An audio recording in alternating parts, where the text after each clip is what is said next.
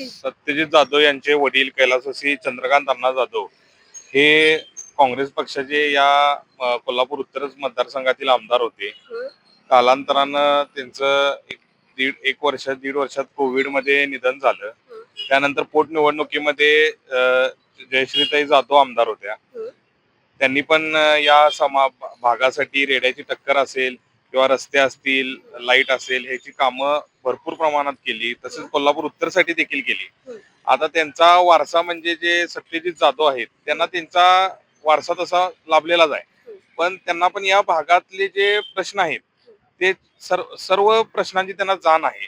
आणि आता ते फुटबॉल टीम जी सम्राटनगरची चालवतात, एक प्रकारे त्यांची जी मॅनेजमेंट आहे ती उत्कृष्ट आहे आणि ती कोल्हापूर मधल्या टॉपच्या 8 मध्ये आता टीम खेळत आहे.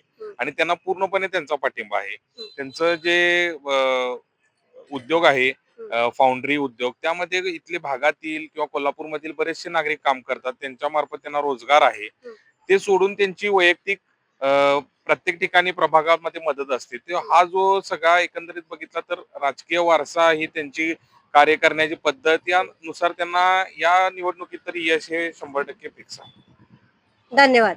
हे आहे गोकुळचं श्रीखंड. अगदी जिभेवर रेंगाळणार. जिभेवरच नाही तर मनावरही रेंगाळणार. गोकुळ श्रीखंड, मनावर रेंगाळणार.